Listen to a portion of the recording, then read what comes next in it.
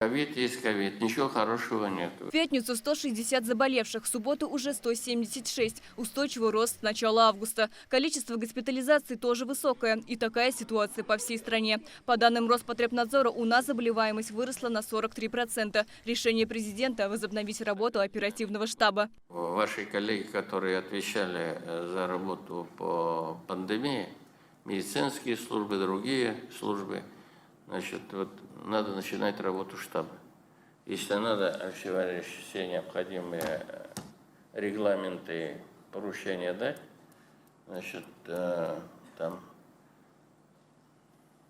ситуацию надо держать под жестким контролем. Ежедневно прививается от 4 до 5 тысяч татарстанцев. Этого недостаточно, чтобы повысить коллективный иммунитет. В Татарстане он составляет 3,9%. В России в 2 раза выше. Президент акцентирует внимание. В случае ухудшения эпидобстановки придется вводить ограничения. Обращаюсь к руководителям трудовых коллективов, руководителям наших подразделений. У нас в республике бюджетная система огромная.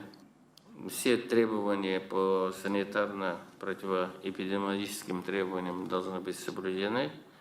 Масочный режим для каждого из нас. Каждый день кто-то из близких, знакомых, количество очень серьезно растет. Придется нам некоторые вещи ужесточать, если вот такая динамика будет. Президент призывает активизировать работу по вакцинации. Это единственный способ избежать постковидных осложнений. Требует серьезного внимания и ситуации на дорогах республики. На этой неделе в районах произошли серьезные смертельные ДТП. Погибли 9 человек всего за 2 дня, в том числе и дети. Жизни 3 человек унесла авария в Высокогорском районе. Квадроцикл врезался в дерево. Погибли 37 и 36-летний мужчина, а также 17-летний подросток. По предварительным данным, водитель превысил скорость, а также не имел права на этот вид транспорта. Президент требует разобраться в причинах, провести внеочередную комиссию БДД и анализ работы глав районов.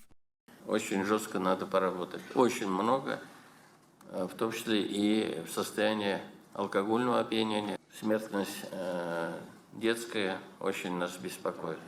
Значит, и Минтранс, и все, вот, я обращаюсь к главам, значит, будет сделан серьезный анализ. Отдельное внимание проведению крупных событий. Они запланированы на следующей неделе. День республики, начало нового учебного года, нефтегазохимический форум, глобальный форум молодых дипломатов. Все мероприятия с Днем Республики, с Днем Знания, ну и что касается вот вопросов проведения мероприятий молодежной столицы республики, ее надо очень организованно, достойно провести. 1 сентября учеников ждут 1411 школ. За парты сядут 469 тысяч ребят. Сейчас строят 13 новых учебных заведений. 9 из них откроют 1 сентября. Сирина Сахапова, ТНВ, Казань. Закажи рекламу на ТНВ. Телефон в Казани 5 705 100.